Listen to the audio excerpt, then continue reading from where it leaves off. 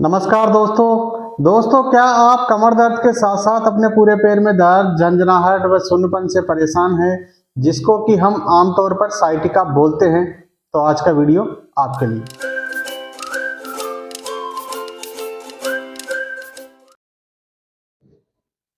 मैं doctor CL San स्वागत करता हूं आपका हमारे चैनल डॉक्टर सैन फिजियो में। और आज इस वीडियो में मैं आपको साइटिका से जुड़े आपके हर एक सवाल का जवाब दूंगा। साइटिका क्या होता है, साइटिका के दर्द के क्या कारण होते हैं और उन कारणों में कैसे लक्षण हमें महसूस होते हैं, और साइटिका के दर्द के लिए हमें क्या उपचार तकनीक अपनानी चाहिए जिससे हम अपनी इस समस्या को हमेशा के लिए ठीक करने में कामयाब हो सके। इसलिए मेरी आपसे गुजारिश है कि वीडियो को एंड तक जरूर देखें। अब सबसे पहला सवाल आता है कि साइटिका क्या होती है। तो दोस्तों वैसे तो साइटिका एक नर्व है, हमारी कमर से निकलने वाली L4, L5, S1, S2 और S3 नर्व रूट मिलकर एक फ्लेक्सस का निर्माण करते हैं जिसको कि सैक्रल फ्लेक्सस बोलते हैं। और इसी सैक्रल फ्लेक्सस से निकलती है हमारी सियाटिका नर्व, जो नीचे चल के हमारे पूरे पैर को सप्लाई करती है। अब मान लीजिए किसी भी वजह से इस नर्व के ऊपर कोई दबाव आए या कोई इरिटेशन हो, चाहे वो फ्लेक्सस बनने से पहले हो या फ्लेक्सस बनने के बाद हो, तो उसकी वजह से हमें हमारे पूरे पैर में दर्द, झंझनाहट व सुन्नपन महसूस होता है। और इसी कंडीशन को बोलते हैं साइटिका या साइटिका का दर्द। हम बात करेंगे साइटिका के दर्द के कारणों की, वह उन कारणों में किस तरह के लक्षण हमें महसूस होते हैं। इसमें जो सबसे पहला कारण है वो है फ्रेंड्स डिस्क बल्ज या डिस्क प्रोट्रूजन। हमारी जो लंबार स्पाइन होती है वो 5 लंबार वर्टेब्रे से मिलकर बनती है और प्रत्येक 2 वर्टेब्रे के बीच में एक डिस्क होती है। फ्रेंड्स ये जो डिस्क होती है ये 2 चीजों से मिलकर बनती है। इसका जो बाहर का जो आवरण होता है वो टफ फाइब्रस लेयर से मिलकर बनता है जिसको कि एनुलस फाइब्रोसिस बोलते हैं, और इसके सेंटर में होती है एक सॉफ्ट जेल बोल जिसको कि न्यूक्लियस पल्पोसस बोलते हैं। फ्रेंड्स ये जो बोल होती है इसका मेन फंक्शन होता है, पहला फंक्शन तो होता है फ्रेंड्स ये इस पे पड़ने वाले वजन को इक्वली चारों तरफ डिस्ट्रीब्यूट करती है, और दूसरा जो फंक्शन होता है फ्रेंड्स वो हमारे ये जो 2 वर्टेब्रेस होते हैं उनके बीच की जो हाइट होती है उसको ये मेंटेन रखती है।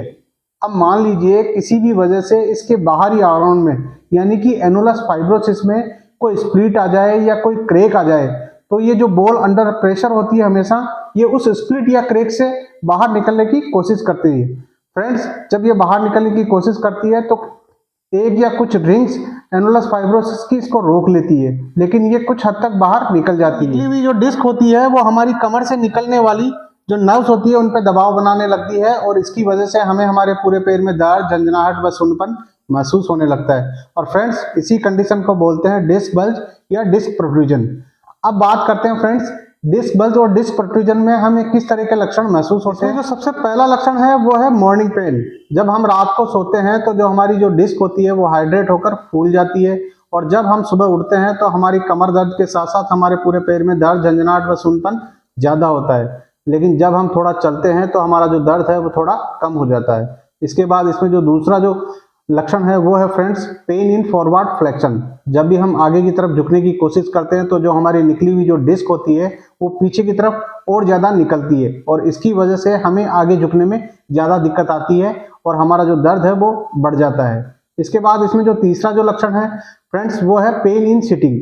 जब भी हम बैठते हैं तो हमारी जो स्पाइन होती है वो फ्लेक्शन में आती है, और स्पाइन फ्लेक्शन में आने से हमारी जो निकली हुई जो डिस्क है वो कुछ और ज्यादा पीछे की तरफ निकलती है और हमें हमारे पैर में दर्द, झंझनाहट व सुन्नपन स्टार्ट हो जाता है। इसके बाद इसमें जो चौथा लक्षण है फ्रेंड्स वो है pain in coughing and sneezing. जब भी हम खांसते हैं या छींकते हैं तो हमारा जो इंट्रा एब्डोमिनल प्रेशर है वो बढ़ता है और हमारी जो डिस्क है उस पर भी प्रेशर बढ़ता है, तो इसकी वजह से भी हमें हमारे पैर में दर्द और झंझनाहट ज्यादा होती है। इसके बाद इसमें जो 5वां जो लक्षण है वो है relieve in standing and walking. जब भी हम खड़े होते हैं तो हमारी जो स्पाइन है वो एक्सटेंशन में जाती है और हमारी जो निकली हुई जो डिस्क है वो थोड़ी आगे चली जाती है, और जो हमारी जो नसों पे जो दबाव आ रहा होता है वो कम हो जाता है, तो हमारा जो दर्द है वो कम हो जाता है।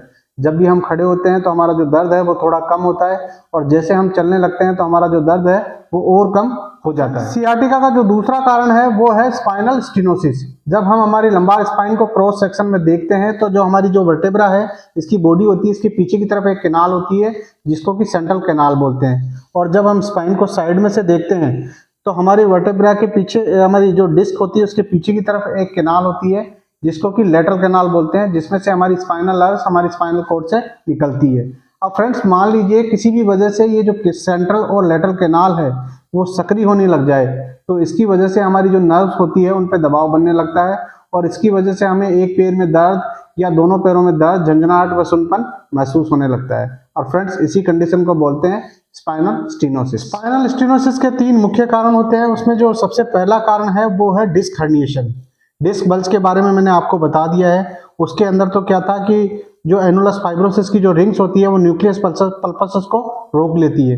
अब मान लीजिए कि ये रिंग्स कंप्लीटली ब्रेक हो जाए और न्यूक्लियस पल्पस कुछ ज़्यादा बाहर निकल जाए, तो इस कंडीशन को बोलते हैं फ्रेंड्स एक्सट्रूजन।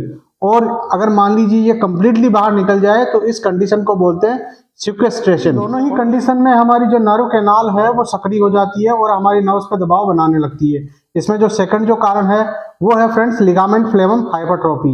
हमारी जो स्पाइनल कैनाल होती है उसमें एक लिगामेंट होता है, लिगामेंट फ्लेवम, और अगर ये लिगामेंट असाधारण रूप से मोटा हो जाए तो इसकी वजह से ये हमारी स्पाइनल कॉर्ड पे दबाव बनाने लगता है। तीसरा कारण है वो है फ्रेंड्स फिक्सेड जॉइंट आर्थ्रोपैथी।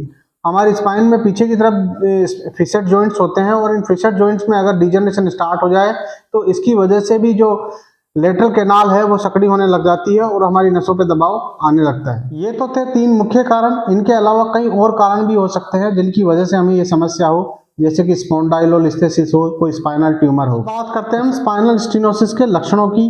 तो इसमें एक मोस्ट कॉमन लक्षण है खड़ा होना या चलने में परेशानी। जब भी हम खड़े होते हैं या खड़े होकर चलने की कोशिश करते हैं तो हमारी जो स्पाइन है वो एक्सटेंशन में चली जाती है और इसकी वजह से हमारी जो नर्व्स निकल रही होती है उन पर दबाव आने लगता है और हमें हमारे एक या दोनों पैरों में दर्द व झंझनाहट हमें महसूस होने लगती है और फिर हमें बैठना ही पड़ता है।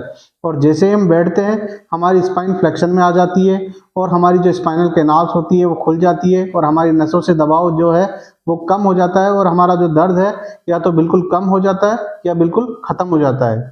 उसके बाद हम थोड़ी देर बाद में फिर खड़े होकर चलने की कोशिश करते हैं तो हमसे थोड़ा सा दूर चला जाता है और फिर हमें दर्द की वजह से वापस बैठना ही पड़ता है। इसकी वजह से कई लोग आगे की तरफ झुककर चलने लगते हैं क्योंकि ऐसा करने से उन्हें उनके पैर में दर्द व झंझनाहट कम महसूस होती है, लेकिन जैसे ही वो कमर को सीधी करने की कोशिश करते हैं उनके पैर में दर्द, झंझनाहट व सुन्नपन बहुत ज़्यादा होता है। इसके बाद जो सियाटिका का जो तीसरा कारण है वो है फ्रेंड्स पायरिफॉर्मिस सिंड्रोम। पायरिफॉर्मिस एक छोटी सी मांसपेशी होती है जो हमारे सेक्रम में आगे की तरफ से स्टार्ट होके हमारी कूल्हे की फीमर हड्डी के ग्रेटर टकोंटर पर आकर अटैच होती है और इस मांसपेशी के नीचे से ट्रेवल होती है हमारी सियाटिका नर्व। अब मान लीजिए किसी भी वजह से इस मांसपेशी के अंदर ऐंठन आ जाए या स्पाज्म आ जाए तो इसकी वजह से ये हमारी जो सियाटिका जो नर्व होती है उस पर दबाव बनाने लगती है। इसकी वजह से हमें कूल्हे में दर्द के साथ साथ पूरे पैर में दर्द, झंझनाहट व सुन्नपन महसूस होता है। इसमें भी हमें ठीक वैसे ही लक्षण महसूस होते हैं जैसे हमारी कमर में दबी हुई नस के अंदर होते हैं। समस्या के ऊपर हमने ऑलरेडी पहले से एक वीडियो बना रखा है जिसकी लिंक मैंने ऊपर आई बटन में दे रखी है। आप जरूर जाकर उस वीडियो को भी देख लें क्योंकि उस वीडियो में हमने इस समस्या को ठीक करने के लिए एक्सरसाइज भी बताई है। अब फ्रेंड्स बात करते हैं हम ट्रीटमेंट की। तो ट्रीटमेंट का जो सबसे पहला पॉइंट है वो है फ्रेंड्स बेड रेस्ट। शुरुआत में हमें इस समस्या में थोड़े समय के लिए बेड रेस्ट करने की जरूरत होती है, लेकिन ज़्यादा समय के लिए बेड रेस्ट करने से हमारी इस समस्या पे विपरीत प्रभाव पड़ सकता है। इसीलिए मैं अधिकतर मरीजों को रिलेटिव बेड रेस्ट की सलाह देता हूँ, यानी कुछ स्पेसिफिक एक्टिविटीज हम मरीज की रोक देते हैं और कुछ स्पेसिफिक एक्टिविटीज हम मरीज को अलाउ करते हैं। ट्रीटमेंट का जो दूसरा पॉइंट है वो है फ्रेंड्स मेडिकेशन। शुरुआत में दर्द और सूजन कम करने के लिए कुछ दवाइयाँ आप ले सकते हैं, लेकिन ज़्यादा समय के लिए दवाई लेना भी आपके लिए ठीक नहीं है क्योंकि दवाइयाँ इस समस्या का समाधान नहीं है, क्योंकि ये एक मैकेनिकल प्रॉब्लम है। तीसरा पॉइंट है वो है फ्रेंड्स फिजियोथेरेपी। फिजियोथेरेपी इस समस्या को ठीक करने का एक कारगर उपाय है। आप सही समय पे अगर फिजियोथेरेपी स्टार्ट करते हैं तो अपनी समस्या को जल्दी से जल्दी ठीक करने में कामयाब हो जाते हैं। फिजियोथेरेपी में 2 चीज़ें हैं। पहली है इलेक्ट्रोथेरेपी। इलेक्ट्रोथेरेपी में कई तरह की मॉडलिटीज होती है जो आपके दर्द और सूजन को कम करने में हेल्पफुल होती है और इससे आपकी दवाइयों पे जो निर्भरता है वो भी कम हो जाती है। फिजियोथेरेपी में जो दूसरा पॉइंट है वो है फ्रेंड्स एक्सरसाइज। साइटिका के दर्द को ठीक करने का एक्सरसाइज एकमात्र कारगर उपाय है जिससे आप अपनी समस्या को हमेशा के लिए ठीक कर सकते हैं, क्योंकि एक्सरसाइज मैकेनिकल ट्रीटमेंट है जो हमारी स्पाइन की जो मैकेनिक्स है उसको ठीक करती है और स्पाइन की मैकेनिक्स ठीक होने से आपकी समस्या बिना दवा के जल्दी से जल्दी ठीक हो जाती है। और सही तरीके से एक्सरसाइज करने के लिए आपको एक अच्छे फिजियोथेरेपिस्ट से कंसल्ट करना चाहिए। आप चाहें तो हमारे सेंटर पर भी आके अपनी इस समस्या का इलाज करवा सकते हैं। आने वाले वीडियोस में मैं इन सभी समस्याओं के ऊपर एक्सरसाइज बताऊंगा जिनसे हमें साइटिका का दर्द होता है। इसलिए अगर आपने हमारे चैनल को सब्सक्राइब नहीं किया है तो हमारे चैनल को सब्सक्राइब कर लें और बेल आइकन को दबा के ऑल नोटिफिकेशन बेल पे क्लिक कर लें ताकि हमारे आने वाले रिसेंट वीडियो के अपडेट्स आपको मिलते रहे। ट्रीटमेंट का जो लास्ट पॉइंट है वो है फ्रेंड्स सर्जरी। बहुत कम लोगों को सर्जरी की जरूरत पड़ती है। अगर आप सही समय पर फिजियोथेरेपी और एक्सरसाइज स्टार्ट करते हैं तो आप ऑपरेशन से बच सकते हैं। लेकिन अगर आपकी समस्या बढ़ गई है और कोई रेड फ्लैग साइन जैसे कि ब्लैडर और बाउल इनकॉन्टिनेंस अगर आपको दिखते हैं तो आपको तुरंत न्यूरोसर्जन से कंसल्ट करना चाहिए, जिससे आप अपनी समस्या को बढ़ने से रोक सके। और सर्जरी के कराने के बाद भी आपको प्रॉपर तरीके से एक्सरसाइज करनी चाहिए, जिससे आपकी ये समस्या हमेशा के लिए ठीक हो जाए। करता हूँ मेरे द्वारा दी गई जानकारी से आप संतुष्ट होंगे। फिर भी अगर आपके मन में कोई सवाल हो तो आप कमेंट बॉक्स में कमेंट करके पूछ सकते हैं। मैं कोशिश करूंगा आपके हर एक सवाल का जवाब देने की। और अगर आपको वीडियो पसंद आया हो तो लाइक एंड शेयर जरूर करें और चैनल पे पहली बार विजिट कर रहे हैं तो हमारे चैनल को सब्सक्राइब कर लें। Thanks for watching.